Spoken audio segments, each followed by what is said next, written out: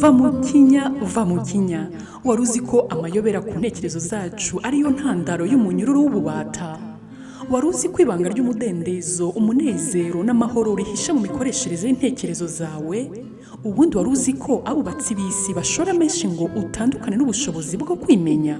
Ese wari uzi ko ukuri kubatura kuri mu mbaraga n'ububasha byicaye mu bwonko bwawe? Ntugacikwe n'inyigisho zava mu kinya mutegurirwa kandi mukagezwaho na John Mugabo ku muyoboro wa YouTube channel va mu kinya. Twagarutse tubasuhuza nanone abo tukiri kumwe muri iki kigisho cy'urukundo twahangiwe. Nk'uko twari twavuze, dusanga ko tugira ngo tugasanga yuko ibyo imbaraga twatanze, umwete w'ubwenge n'intekerezo ndetse n'imbaraga z'umubiri tuba twarakoresheje kugira ngo tubone urukundo, dukundwe uko tubyifuza, uko twakuze tubikundishwa cyangwa se tubyifuza. Ugera aho ngaho iyo wageze muri icyo gihe aho bimwe bigenda bihindura isura kuri wowe, bihindura isura mu miterere, bihindura isura mu buryo byatangiye bimeze, ugera aho ngaho ukumva ko waruhiye ubusa. Ugera aho ngaho ukumva ko mu by'ukuri washimirwaga, wakundirwaga serivisi watangaga, ntabwo wakundirwaga uwo uri we. Kandi mu by'ukuri abantu bose bakunda kuba cyangwa se bakwifuje gukundirwa icyo bari cyo kuruta icyo bakora n'icyo batanga. Icyo uri cyo wowe nk'umuntu uri ibitagaragara, kuko ibigaragara byose biba mu mpinduka. Nibwo buzima nk'uko nababwiye. Ibyo rero ugasanga birakubabaje, bigatuma wicuza, bikagusiga uri igisenzegeri, ureba gusa, uhagaze ureba amatongo y'imbaraga zawe wari warashyize muri ibyo bintu, naho mu by'ukuri warakoreraga ikintu utazigera ubona. Abenshi nuko bameze, nuko babayeho, nuko babayeho, ni nako bizakomeza kumera. Kubera iki? Kubera ko uru rukundo ni igihangano. Uru rukundo ntabwo rwigeze rusobanuka, ni ibanga rya nyirarwo, ry'umuhanzi. Ntabwo twigeze duhabwa amahirwe yo kurisobanukirwa. Ubu rero iyo ukomeje gutekereza, usanga neza ko imbaraga wabishyizemo zose warabaye, twavuga nk'aho waba warabaye conned. To be conned mu Cyongereza ni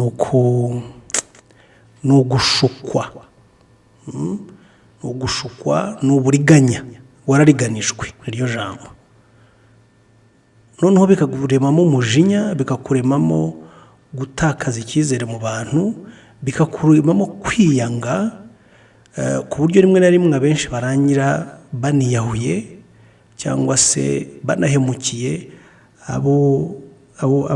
abitwaga ko bari baraje mu buzima bwabo bw'urwo rukundo.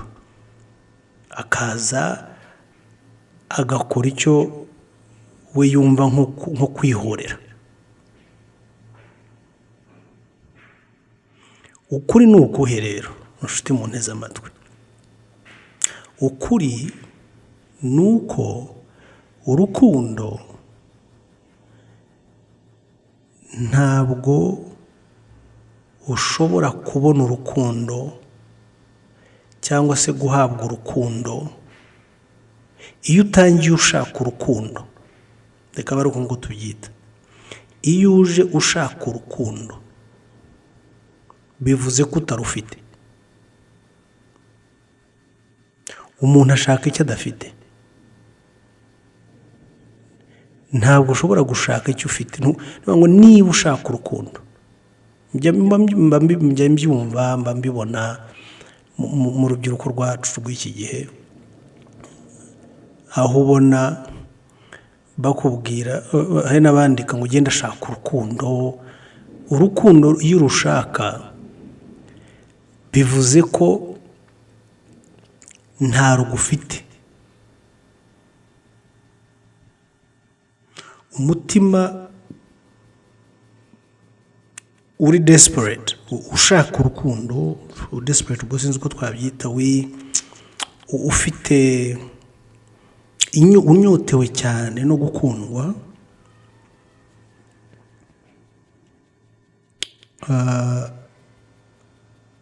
uzahora iteka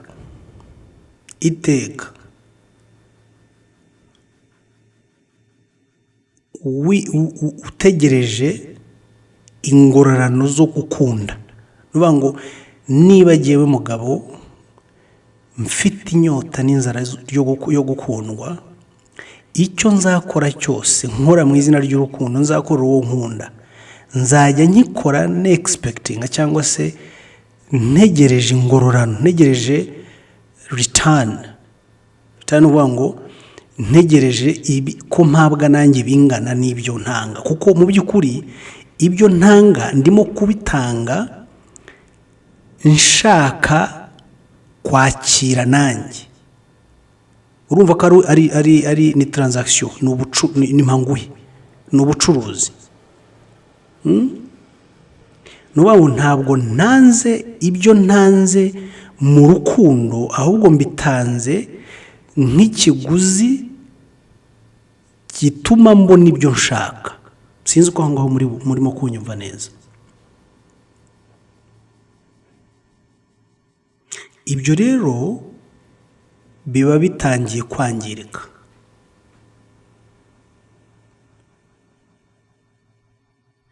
Iyo ntabonye ibingana n'ibyo natanze, ni nko kwa kundi ugura ibijumba,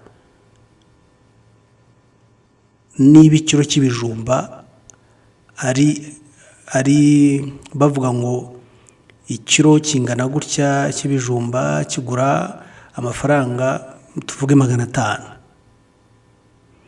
Ngomba aya mafaranga 500 mpaye umuguzi, ntago nyamuhaye kuko mukunda, sinyamuhaye nk'impano muhaye, nyamuhaye kuko nshaka kwampa nanjye ibijumba. Aya mafaranga 500 ni ikiguzi kimfungurira umuryango wo kugera ku bijumba. Ngurwo urukundo rwa none. Ibyo rero tuba turi mu isoko, ntabwo turi mu gukundana. Igisobanuro cy'urwo rukundo cyambitswe ni ikintu cyambitswe izina cyangwa umwambaro w'urukundo, ariko urwo ntago harimo urukundo. Ibyo ni ubucuruzi, ni trade, mpa nguhe. So nintabibona babimpaye babinsubije, ndarakara, ndaza kwangirika nkuko nababwiye, bishoboye no gutuma nangiza n'abandi. Urukundo nyakuri ni urukundo ukunda umuntu kuko urufite, ntabwo ari uko urushaka. Gusa naho bikomeye, ariko nutega amatwi neza urabyumva. Urukundo nyakuri ni urwo ukunda kuko urufite, atari uko urushaka.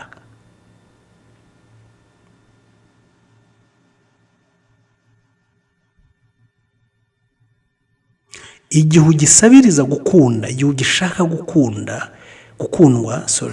igihe ukinyotewe, ugisonzeye abagukunda, uba udashobora gukunda wowe, kuko usonzeye ibyo udafite.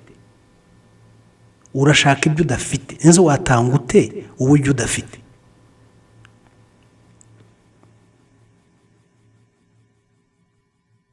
Ni ibintu byumvikana. Niba nsonzeye ibiryo, niba mfite inzara yabyo, ubwo nabitanga nabifite.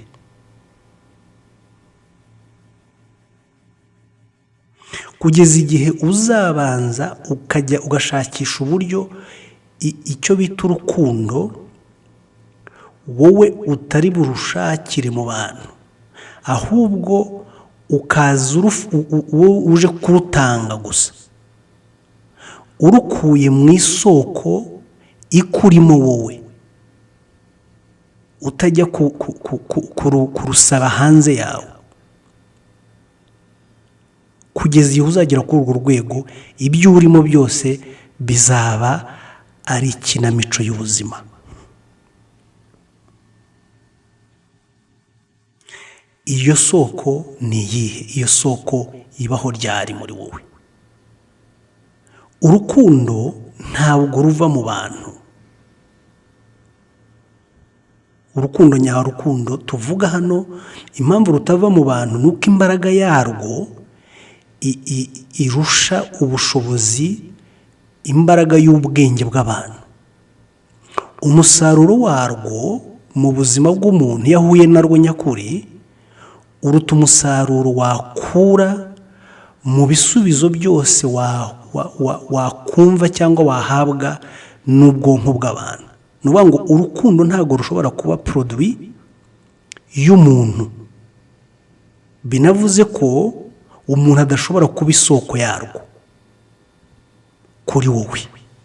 Munyumve neza, ikiganiro gishobora kujya kiba gikomeyemo, ariko uko ukomeza kugitega amatwi ugenda ubisobanukirwa. Now aho rero niyo point de départ yacu ya mbere nshaka ko tubanza kumvikanaho.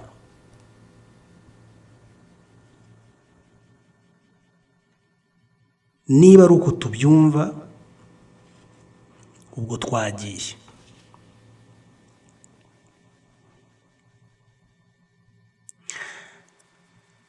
Umuntu ahantu avoma urukundo ni ku isoko yarwo. Isoko y'urukundo ni isoko ukomokaho wowe nk'umuntu, ni isoko nkomoko yawe bwite. Ndashaka ibintu ngiye nyisubiremo. Muzajya ndikire nimwifuza ko dusubiramo iki cyigisho, ariko mugomba kucyumva. Isoko y'urukundo wowe ushaka, urukundo uhora unyotewe usonzeye, isoko y'urukundo wiri gushakira mu bantu.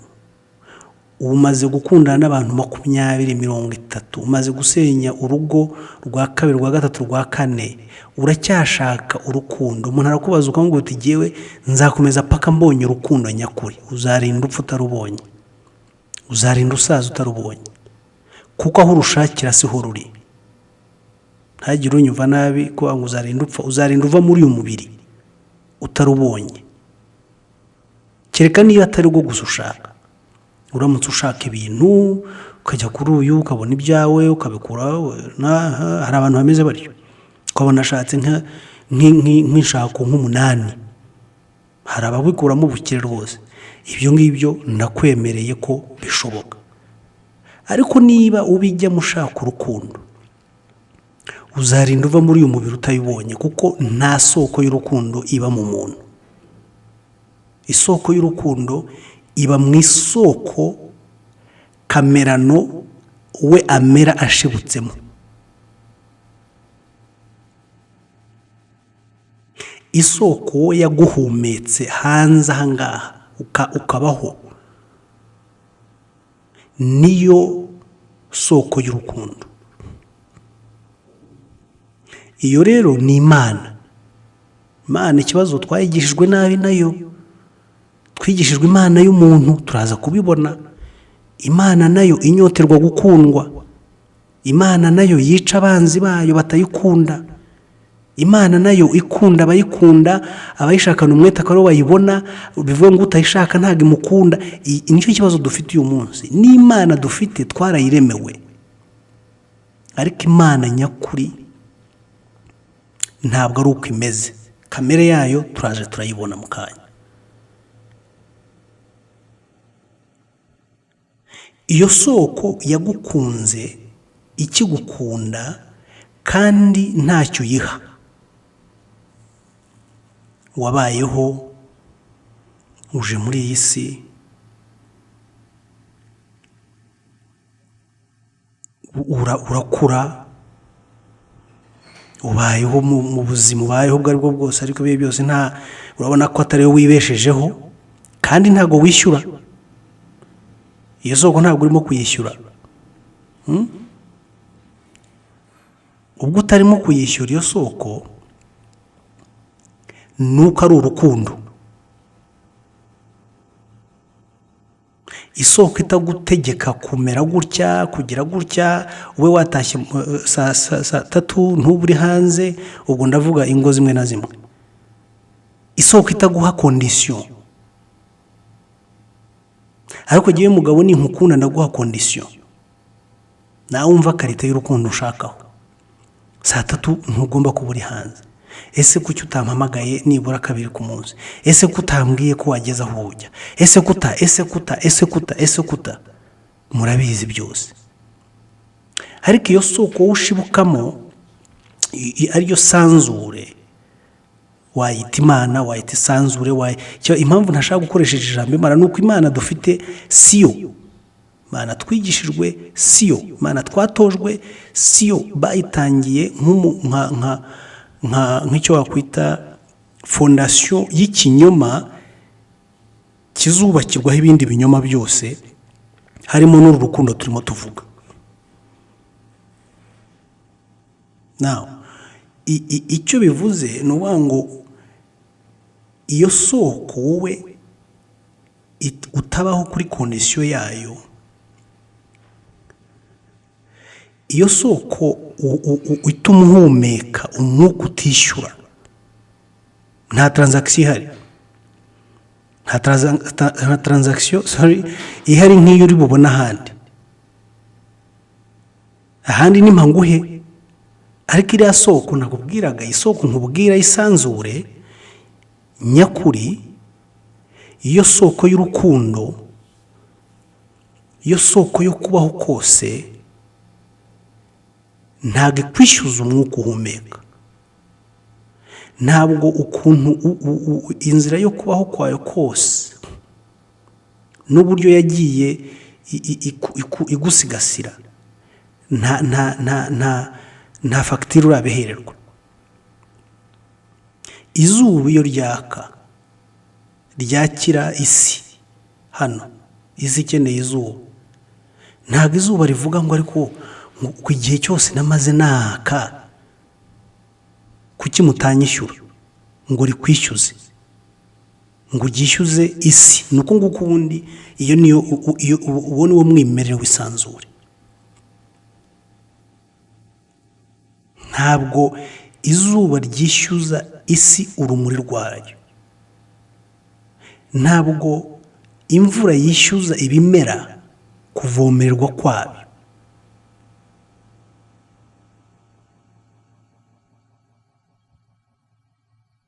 Nta deni riyifitiye.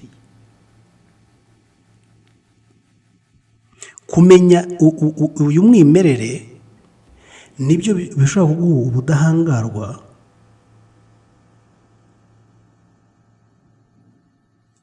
bukomeye cyane bwo kuba warekera aho ngaho kwishyuza kugira ngo nawe wishyure use naho wishyura.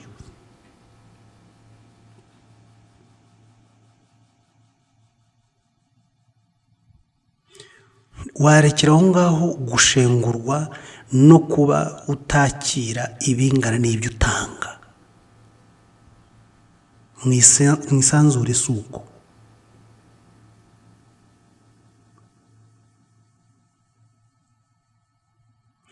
Icyo gihe cyonyine nibwo ushobora kugira umumaro nk'uwisanzure nyakuri ririwo mu buzima, kuko wowe nababwiye ko wowe utari kimwe mu isanzure, wowe uri isanzure, ntabwo uri produit yaryo, uriyo.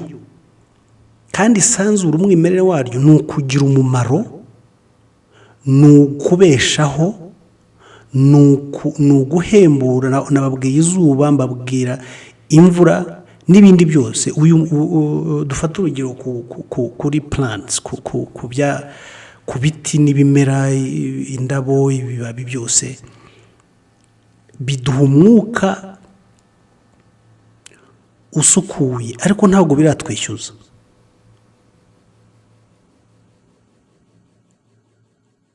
Uyu nguyu duhumetse bikawakira bikawufata ari wo mubi, bitwa ngo ni mubi, bikawufata bikawudukiza bikaduha umwiza.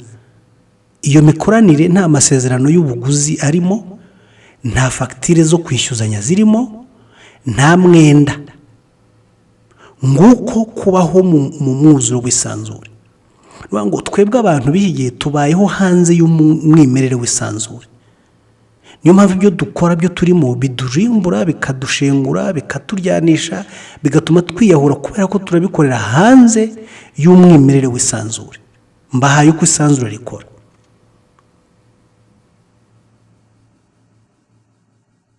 Urukundo ruturutse kuri iyo soko tuvuze haruguru nirwo rukundo rwonyine rushobora kuzana impinduka muri wowe, kuba uruhaye nabo ubwabo kubo baruha.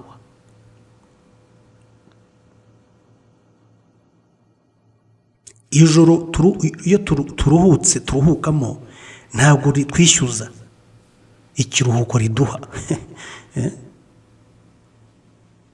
Uyu mwuka hanze, uri hanze, uyu muyaga, amahumbezi aza, ibyo bintu byose iyo tubibona abantu baba ngo ni Imana yabiduhaye, Imana yabiduhaye, ubyita uko ubishaka.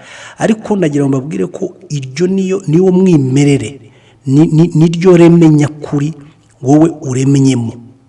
Nudakorera muri iryo reme uzahakubitikira, uzahangirikira, uzaharwarira, uzahapfira nabi, birangire ubuzima bukubereye igihombo, wicuza impamvu wabayeho.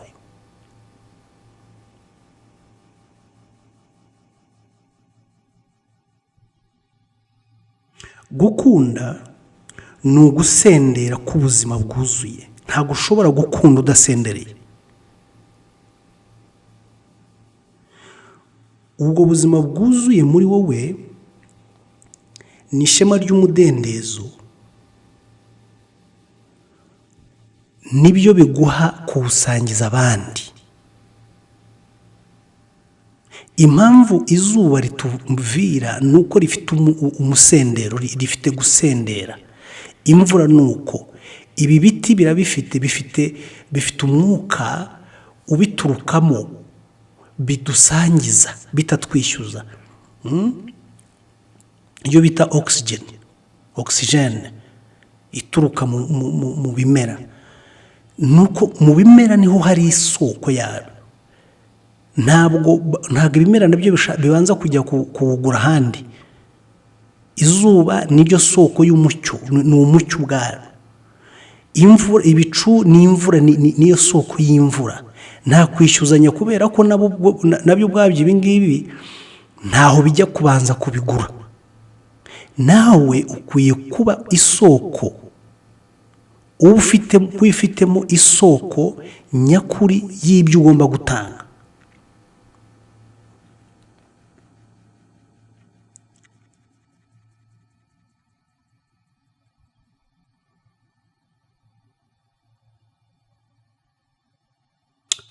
gukundwa ntabwo ari ibintu byawe, si ibyawe, ariko gukunda ni ibyawe. Gukunda ni inshingano uhabwa no kuba, ni nko kuvuga ngo iyo ibintu uzarebe iyo umubyeyi afite amashereka menshi cya gihe umaze kubyara, amashereka iyo umwana ataronka, iyo uruhinja rutaronka, amashereka ubwayo abuza umubyeyi amahoro, ku buryo hari n'abikama bakamusaba kwikama, kubera ko hari icyo bita ugusendera kw'ibyo byiza, ku buryo kubitanga biri mu bituma abaho neza, biri mu mpamvu zimworohereza akumva arushijeho kumva ameze neza, aranezerewe, yumvise hari umudendezo. Niko n'ibindi bimera. Urukundo urutanga kubera yuko kurutanga ubwabyo bikubeshaho, kurutanga ubwabyo wumva uremetse neza, biguha umunezero, kuko urufite mu buryo bwuzuye, mu buryo busendera. Ntabwo ushaka kurukura ahandi kugira ngo ubone uburyo urutanga. Oya, ni mu buryo bwuzuye busendera. Iyo urusangije n'abandi, iyo urusangije uwundi, wumva unezerewe, bitagusabye kubanza gushyiraho amakondisiyo ngo mera gutya kugira ngo nshobore kuguha urukundo, kuko uko kuntu wamubwiye ari bumere nawe nibwo buryo uri we wakiramo. Oya, iyo ngiyo ntabwo ariyo principe y'isanzure. Kandi iyo ukoreye hanze ya principe y'isanzure nkuko nababwiye, birangira ari wowe ubabaye. Niyo mpamvu dukubitwa buri munsi, kubera iki kintu cy'uko tutazi amahame yo gukorera, amahame y'isanzure dukwiye gukoreramo. Turagaruka mu kanya na pariti ya gatatu muri iyi nyigisho n'ubundi y'urukundo twarangiwe. Dukomeze tuganire.